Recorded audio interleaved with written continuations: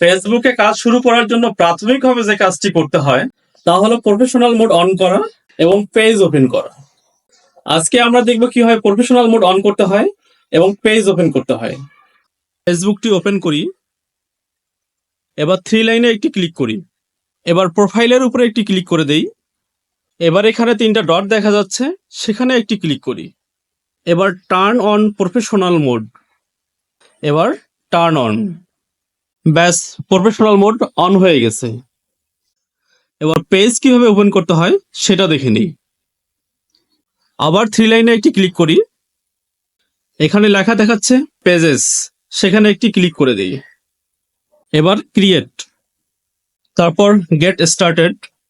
এখানে পেজের নাম দেওয়ার জন্য বলছে, এখানে আমি আমার পছন্দ মতো একটা নাম দিয়ে দিচ্ছি, তারপর নেক্সট। অ্যাড ক্যাটাগরিতে একটি ক্লিক করি, আমার মতো ডিজিটাল ক্রিয়েটর সিলেক্ট করছি, এবার নেক্সট। এখানে একটি ওয়েবসাইট দেওয়ার কথা বলছে, চাইলে আপনি এটা দিতে পারেন অথবা এটা স্কিপ করে চলে যেতে পারেন। আমি এটা স্কিপ করে যাচ্ছি।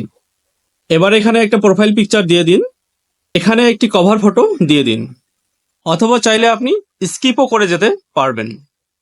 আমি স্কিপ করে যাচ্ছি। ব্যাস, একটি ফেসবুক পেজ ওপেন হয়ে গেল।